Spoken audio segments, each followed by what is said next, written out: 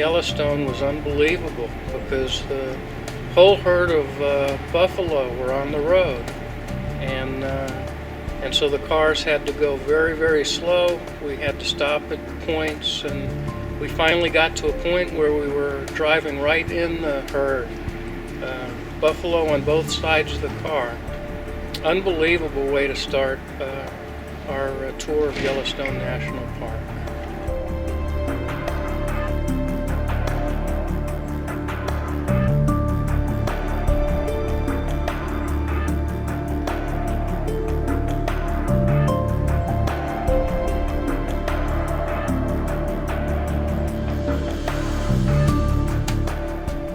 All of these buffalo started crossing the road, so we just got there and already immediately we saw all this wildlife. And we were so close to the buffalo, if we rolled down the window we could have pet one of them.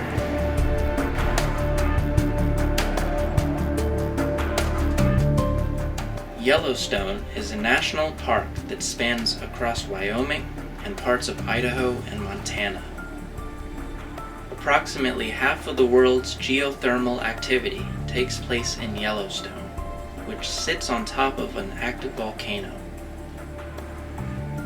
Wildlife, such as bison, bears, elk, and wolves are protected within the boundaries of the park.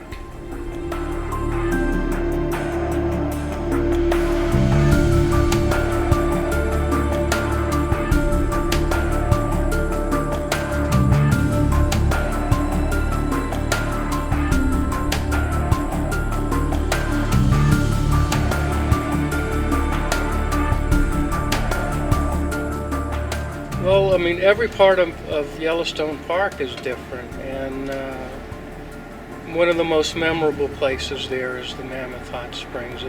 It looks like something Walt Disney would have built for a theme park.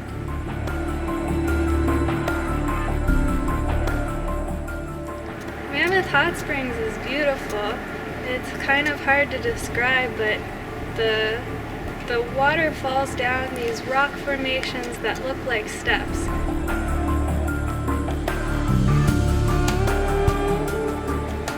It's like stairs. That's been built by water and minerals that had just formed these steps. Very white and colorful formations with trickling water coming down from very long distances, down from a mountain all the way down to the visitor center. Rain and snow fall on the surrounding mountains. The earth warms the water as it seeps deep underground. A network of cracks allows the hot water to rise to the surface, where it emerges at Mammoth Hot Springs. The vibrant colors at Pallet Spring are actually heat-seeking microorganisms called thermophiles. The hottest water serves as home to yellow thermophiles, while brown, green, and orange grow in cooler water. The colorful patterns resemble watercolors sliding down a canvas.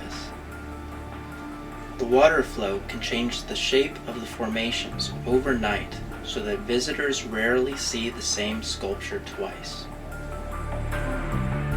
There was hardly anybody there, which was great because you can only see them by going on these little boardwalks that they built so that you can get up real close, but if they're crowded with people it'd be hard to see them, so we went at the perfect time.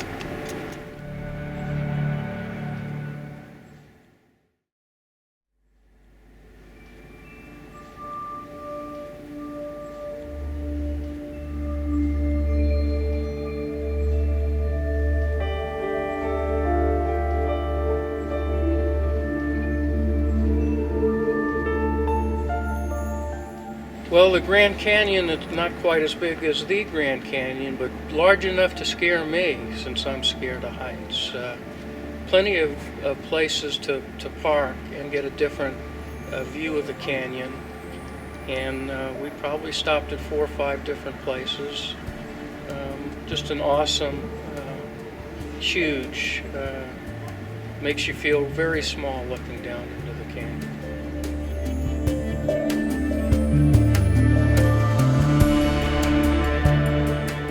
640,000 years ago, a spectacular volcanic eruption occurred in Yellowstone. The volcanic debris spread thousands of miles in a matter of minutes. The ash that flew into the air remained in the atmosphere for a year and killed plant and animal life across 2/3 of North America. This eruption also began the process that created the Grand Canyon of Yellowstone. Today, the canyon is 20 miles long and more than 1,000 feet deep.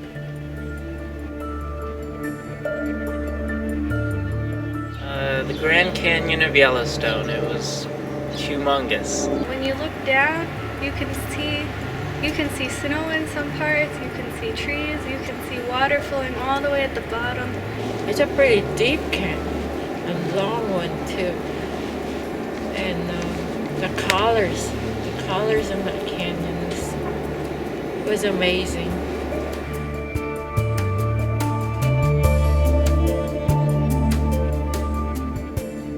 The lower falls are 308 feet tall, twice the height of Niagara Falls.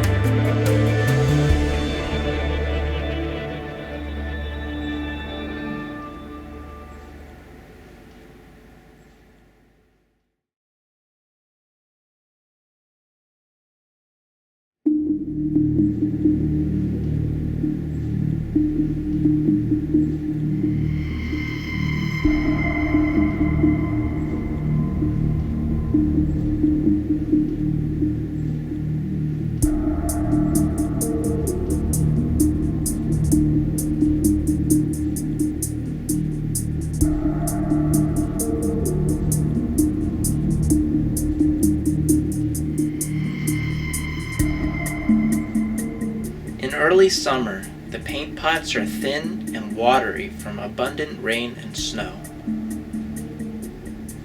The colors are derived from oxidation states of the iron in the mud, as well as from thermophiles that thrive off of the heat.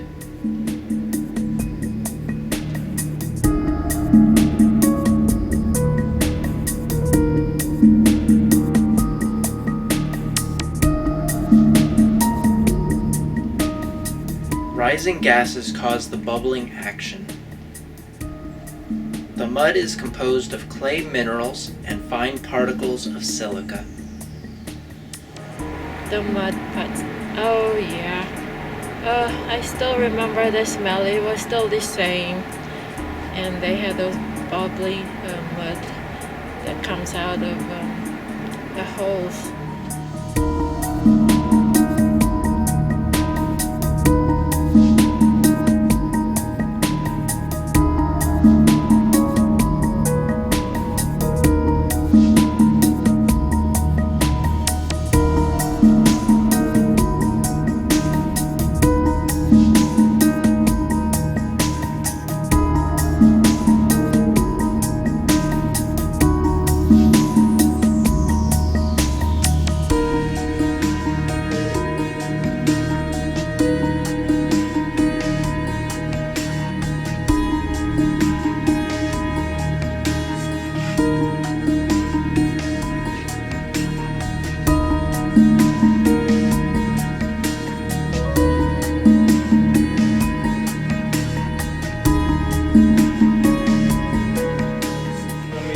Where else on Earth can you see mud with gases coming out.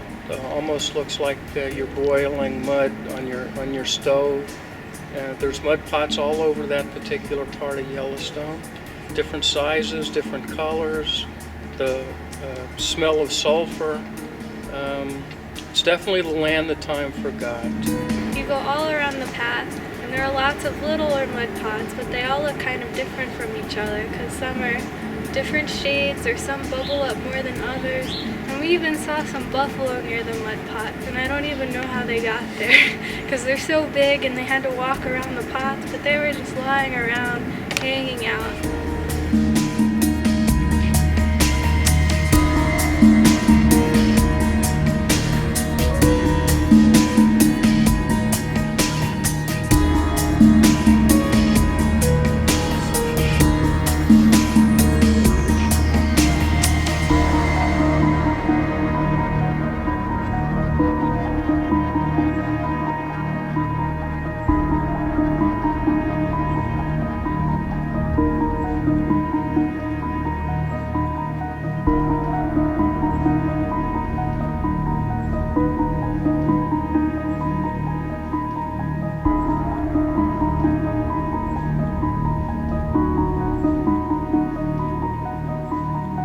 Isn't it stinky?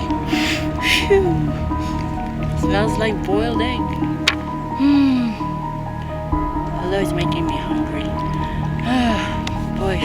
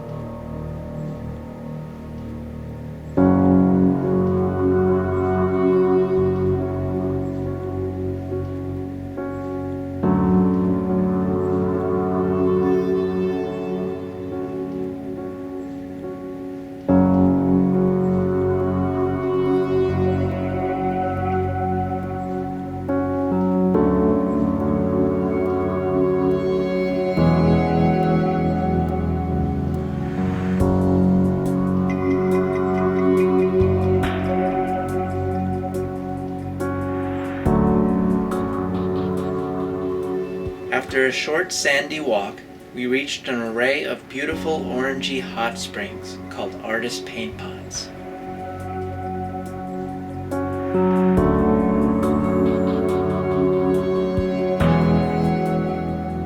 There were all these paint pots down on the ground that were such different vivid colors, and again there are thermophiles that live there, and that's why the paint pots have such pretty colors, because all those colors are made by living organisms that love to be in the hot areas.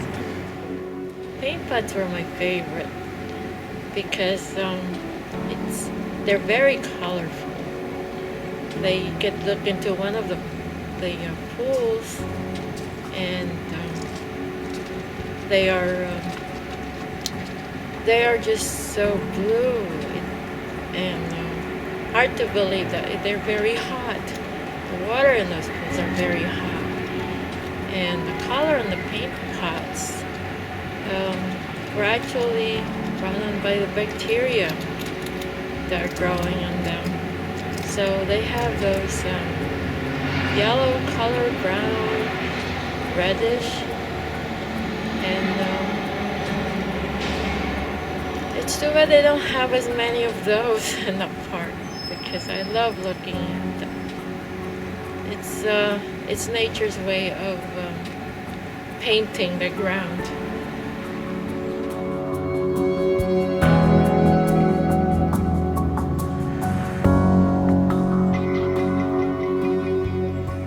Mom and I went and we climbed up the mountain, and it was really hard to do the climb because we were so tired from altitude sickness, but we made it to the top, and then we could see all of the paint pots on the ground really well from up there, and we also ran into the park ranger who was hiking up there.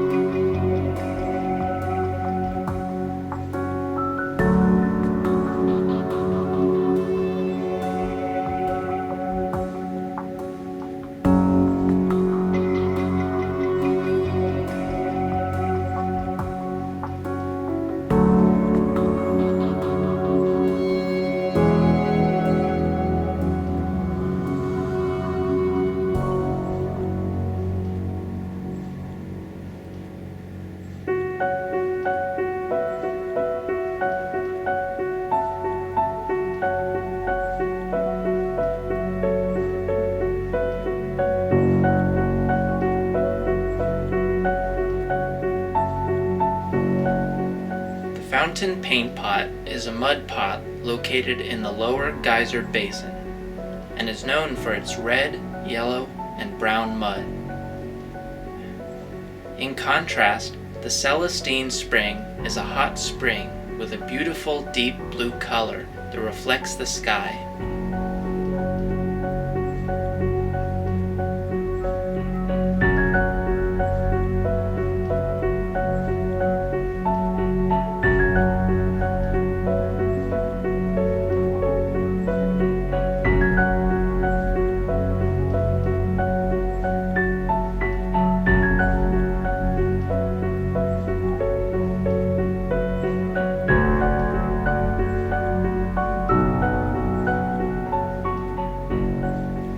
Fountain Geyser erupted during our entire tour of the paint pots.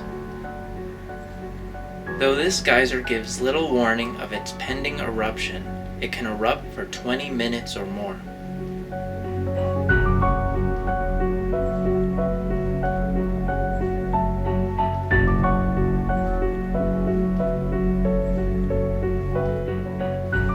The term mud volcano refers to formations created by discharged liquids and gases. The pungent odor of rotten eggs is caused by hydrogen sulfide gas. Early explorers to Yellowstone described this feature as a most repulsive and terrifying sight. This seething and bubbling mass of mud is 30 feet high and 30 feet wide.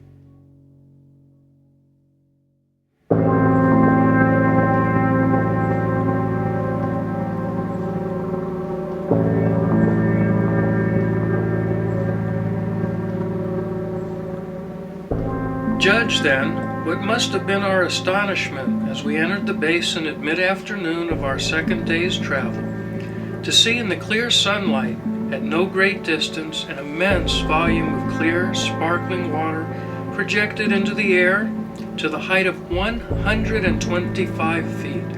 "Geysers! Geysers!" exclaimed one of our company. And, spurring our jaded horses, we soon gathered around this wonderful phenomenon. It was indeed a perfect geyser.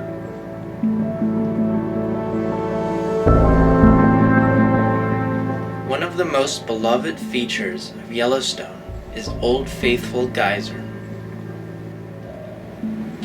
Old Faithful, yes, that geyser. It seems like old times. It's just as faithful as ever. He still puts on a good show. You go through a building to get to Old Faithful, and it tells you when it's going to go off again. And then there's all these benches around the geyser. And so everybody who was around that area was sitting on all the benches waiting. The park was empty at that point. There were not too many people there, so we had the whole geyser to ourselves. We sat there waiting and waiting, kept thinking it was getting ready to blow, and took quite a while, but once it got going, it was exactly like you'd imagine Old Faithful to be. As one of the most predictable geographic features in the world, it erupts approximately every 90 minutes. More than 137,000 eruptions have been recorded. Each eruption sprays between 3,700 to 8,400 gallons of boiling water to an average height of 145 feet. We watched the magnificent eruption in the morning.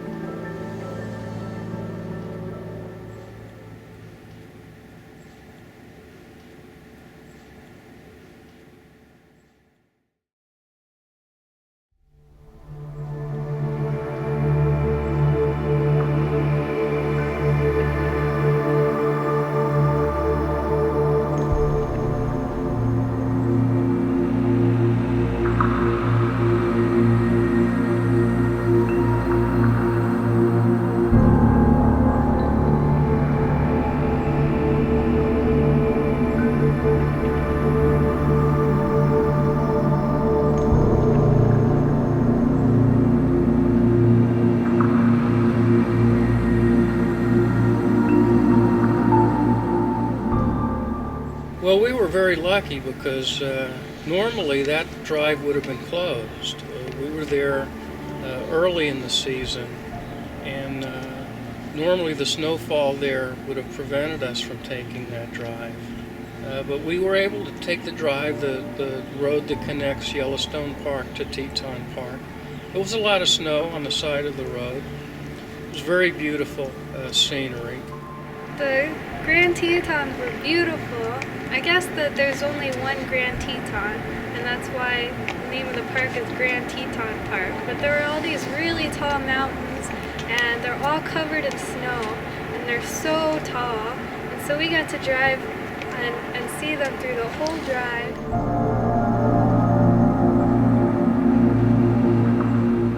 I love seeing the views on that one. The scenery is amazing too.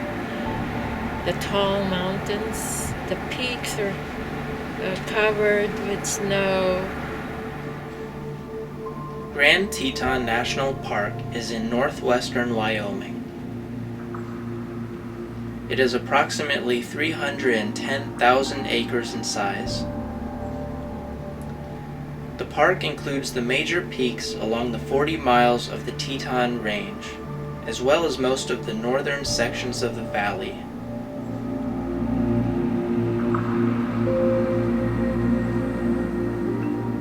Grand Teton National Park is named for its tallest mountain, which stands 13,775 feet tall.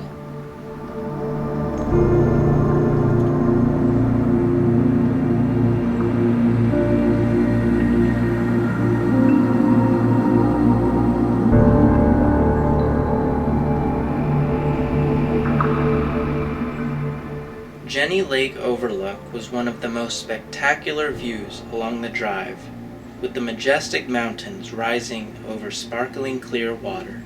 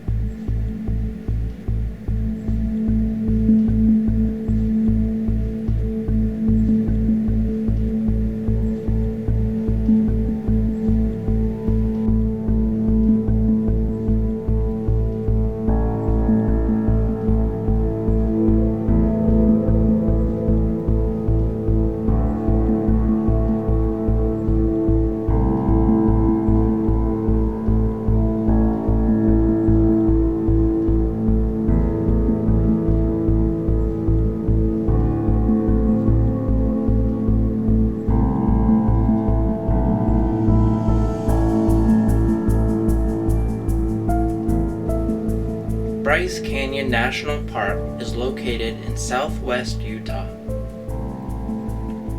Despite its name, it is not actually a canyon, but a large natural amphitheater created by erosion along the eastern side of the Paunsaugunt Plateau. Well, Bryce Canyon was very tall and very scary for me because there are parts of the places you can park and walk where you can see views where there aren't any fences or anything, aren't any rails. But the views are spectacular. We embarked on the Rainbow Point Tour, a 4-hour expedition spanning 40 miles. Months before the trip, I had looked online and I saw that Bryce Canyon has something called the Rainbow Tour, and it's a bus tour that takes you all around the park for 4 hours, and it takes you to all the different stops where you can see the views. The scenery is quite different from the other places we've visited. In this park, you look down at the scenery. It's probably, I think it's kind of like looking down Grand Canyon, but just not as wide. And the formations were quite different. But yeah, the view there was amazing.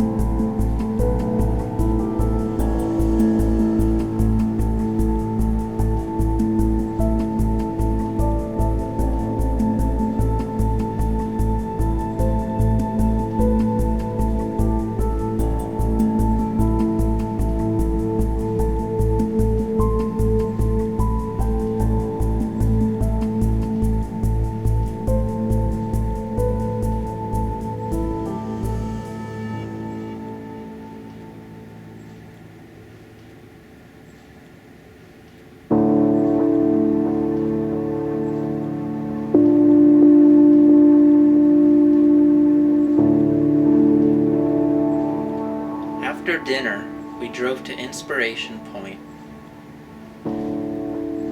At an elevation of 8,100 feet, the short but steep walk from the parking lot to the highest point took our breath away. The hoodoos are the most magnificent parts of Bryce. These geological structures are striking in their varied colors, shapes, and sizes. They were formed over thousands of years by frost and steam erosion from the river.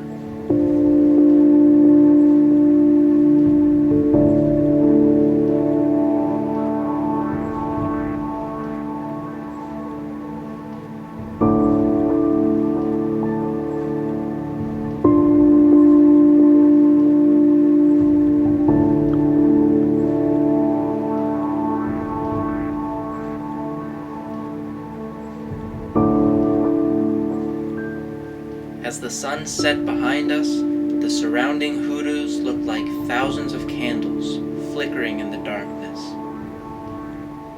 We reluctantly walked back down before it got too dark to navigate the rocky trails.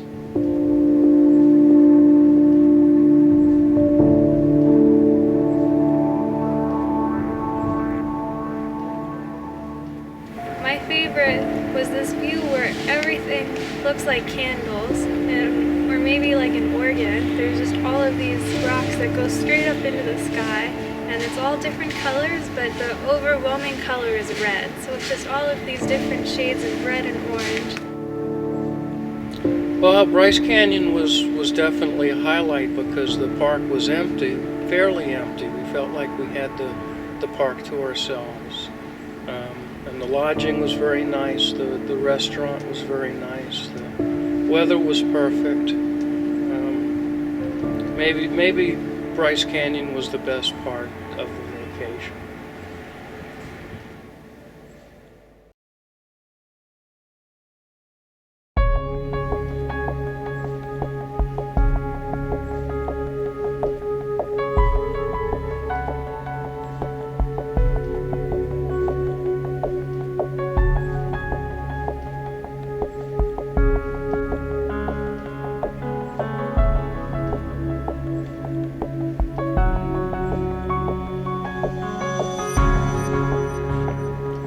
Bryce, you're looking down.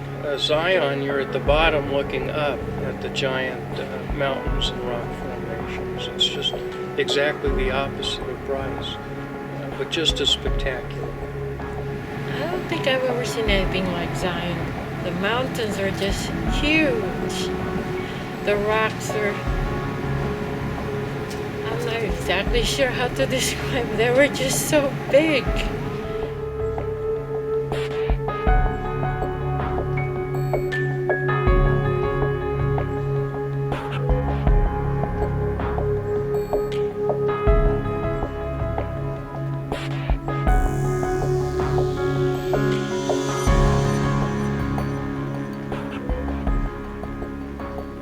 Zion National Park is located near Springdale, Utah.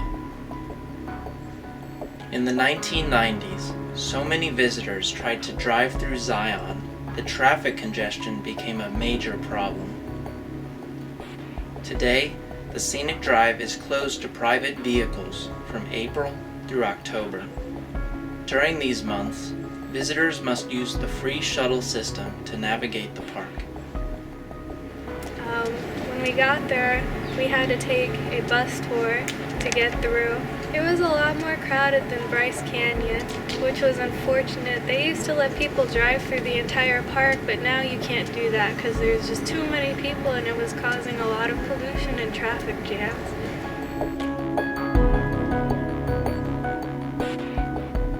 Zion Canyon is 15 miles long and up to half a mile deep.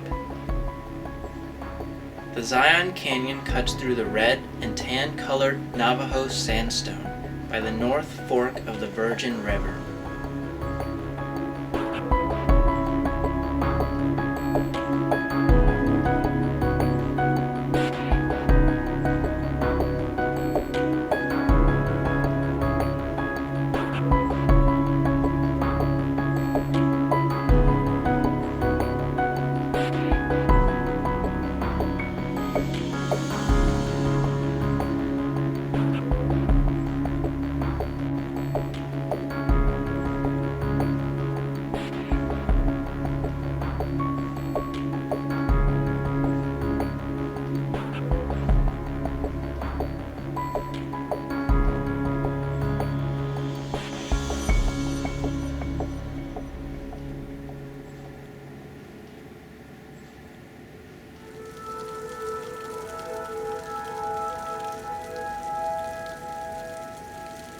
Weeping Rock is a year-round spring that nourishes hanging gardens of moss, ferns, grass, and wildflowers. These gardens have been growing for 1,200 years. We climbed up through,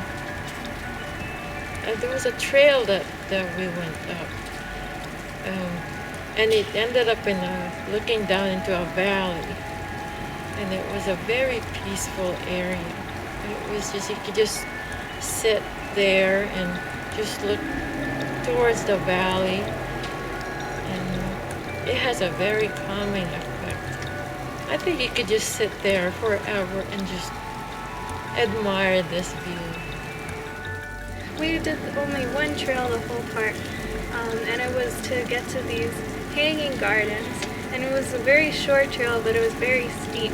And when we got to the top, we could see these really pretty little tiny waterfalls that were watering the hanging flowers. So the flowers were hanging from the top of a cave, and when you were in the cave, you could look out at this view of the mountains, and there was water kind of dripping down in front of it. So that was very beautiful. So Zion is a really nice park too.